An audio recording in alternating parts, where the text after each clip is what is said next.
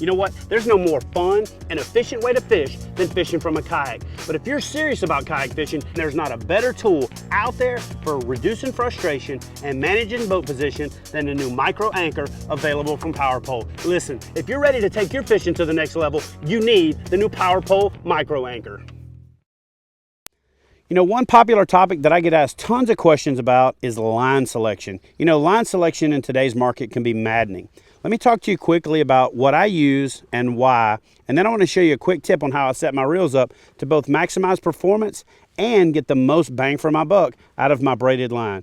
By and large, with the exception of a couple of presentations, I'm using braided line as my main running line. My favorite braid, and the braid that I use most often, is 30 or 40 pound Kansan braid from Seagar. But today we're going to take out their new Smackdown braid and take it for a test run. So I use that coupled with a leader, anywhere from 10 to up to 25 pounds of Invisex fluorocarbon. But let's look at this quick tip on how I set my reels up, and I think you'll get more bang for your buck and better performance out of your reels, especially when fishing braided line.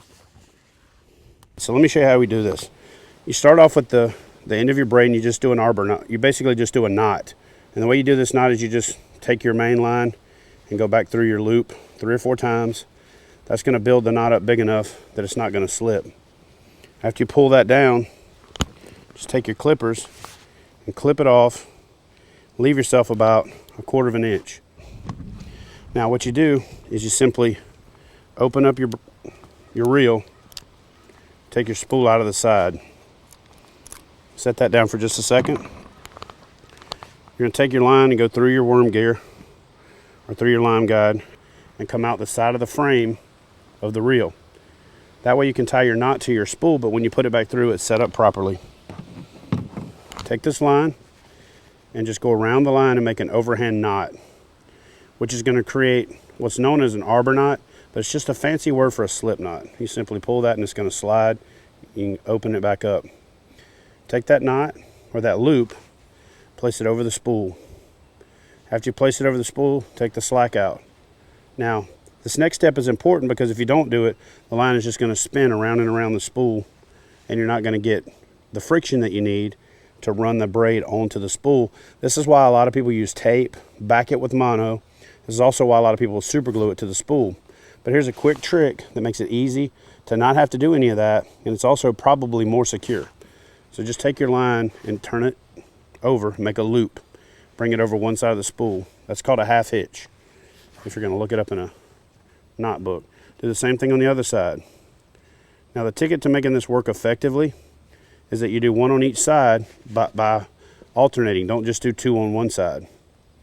So after I've done the second one on the first side, then come back, do the second one, do the second one on the other side.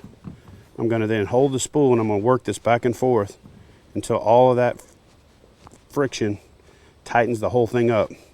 Now what's happened is the 2 knots on each side have tightened up and created an X pattern, and my line is coming out of the center of that X. No matter how hard I pull, it's not going to spin on that spool. Then just take your line that's coming out through the worm gear, pull the slack back out the front, then place your spool back inside your reel.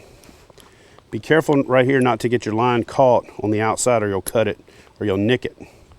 Once you put it back inside the frame, simply close your reel up.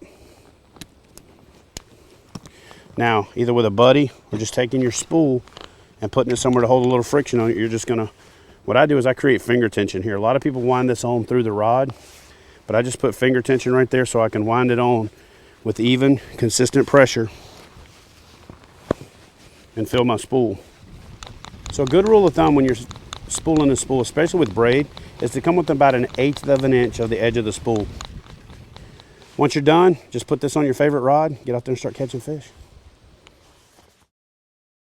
For outstanding customer service, expert advice, and an extensive selection of quality kayak fishing products, visit Hook One at kayakfishinggear.com.